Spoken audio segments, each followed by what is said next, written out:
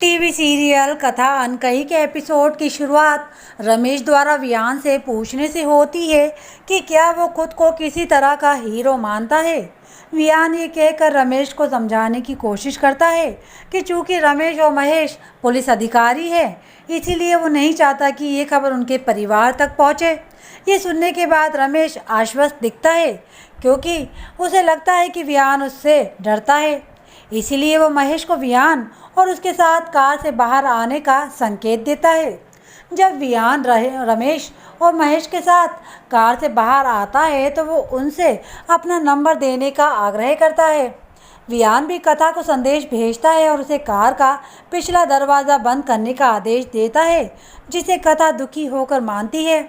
इसी बीच रमेश और महेश वियान को नेट बैंकिंग के लिए अपने फ़ोन नंबर देते हैं और वियान को पता चलता है कि ये दोनों लोग धोखेबाज हैं, असली पुलिस अधिकारी नहीं हैं।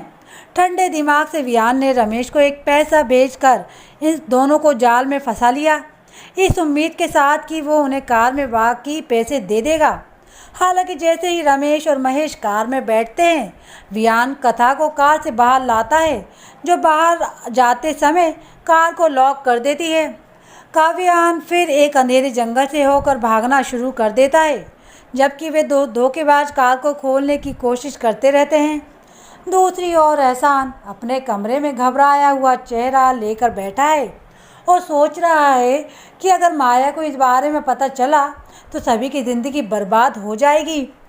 वो ये निष्कर्ष निकालता है कि वित्तीय विवरण देखकर माया इसके बारे में जान सकती है, इसीलिए वो मिस्टर मेहता को फ़ोन करना शुरू कर देता है, जो नहीं उठाता, जिससे एहसान तनाव में आ जाता है।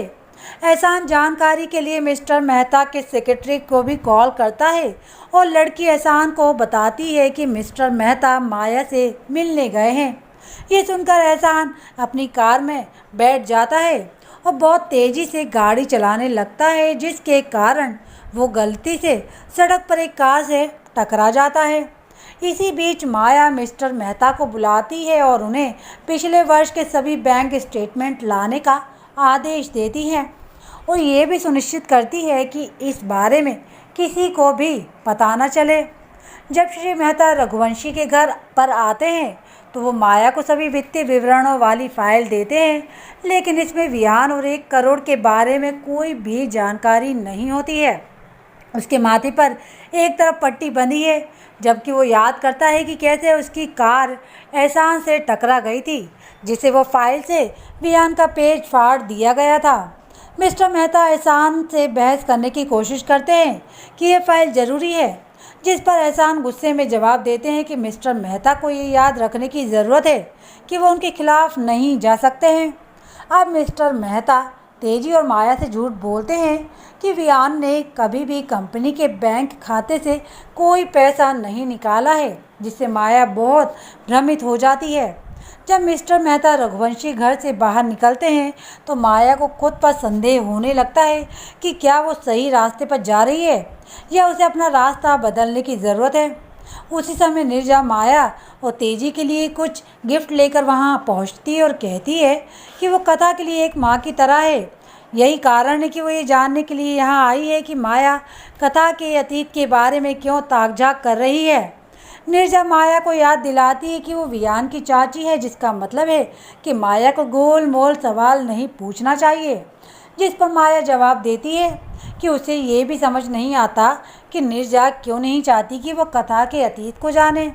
ये सुनकर नीरजा स्पष्ट करती है कि कथा एक बहुत अच्छी इंसान है जो हमेशा सभी को खुश रखेगी, और माया जवाब देती है कि वो अब तक कथा के बारे में नहीं सोचेगी। नीरजा के जाने के बाद माया तेजी को शमिता जांच समिति से मिस्टर त्रिपाठी को लाने का आदेश देती है। जब तेजी माया को बताती है कि कैसे कथा ने वियान को शमिता के आरोप से बचाया, इसके बाद माया श्री त्रिपाठी को कथा और वियान के बारे में कुछ जानकारी के बदले में पैसों से भरा बैग देने की पेशकश करती है। इसी बीच कथा और वियान रास्ते में धोखेबाजों को चकमा देने के बाद आखिरकार दरगाह तक पहुंचते हैं और वे खुशी से दरगाह को देखते हैं, जबकि एहसान बेचैन महसूस करता है क्योंकि वियान उसका कॉल नहीं उठा रहा है। अब देखना ये होगा कि इन सब बातों का कथा और वियान की ज़िंदगी पर क्या असर पड़ता है।